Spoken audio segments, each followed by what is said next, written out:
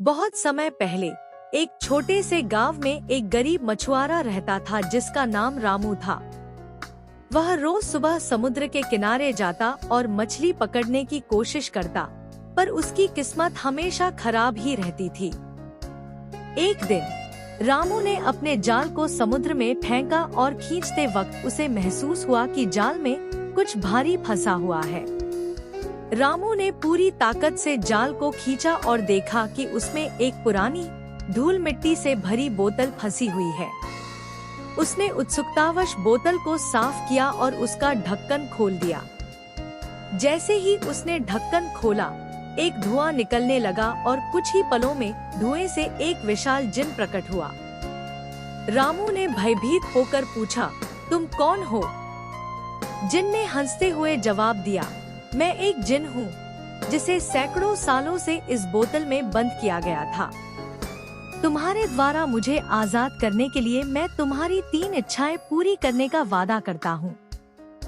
रामू ने सोचा कि यह उसके जीवन का सबसे बड़ा मौका है। उसने अपनी पहली इच्छा के लिए कहा, मैं चाहता हूँ कि मेरे पास इतना धन हो कि मैं और मेरा परिवार कभी भूखा न रहे।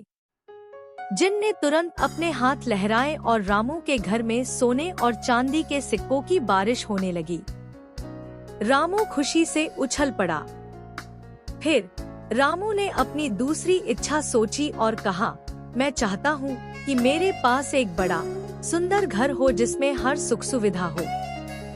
जिन ने फिर से अपने हाथ लहराए और रामू के पुराने झोपड़ी की जगह एक महल खड़ा हो गया। रामू की खुशी का ठिकाना न रहा। अंतिम इच्छा के लिए रामू ने सोचा कि उसे क्या मांगना चाहिए। काफी सोचने के बाद उसने कहा, मैं चाहता हूँ कि मैं और मेरा परिवार हमेशा स्वस्थ और खुश रहे। जिन ने मुस्कुराते हुए कहा, तुमने बहुत ही बुद्धिमानी से अपनी इच्छाएं चुनी हैं। तुम्हारी सभी इच्छाएं पूरी हो गई। अब मैं विदा लेता हूँ। रामू ने जिन को धन्यवाद दिया और जिन ने बोतल में वापस जाने से पहले कहा, याद रखना, सच्ची खुशी उन लोगों में मिलती है जो दूसरों की मदद करते हैं।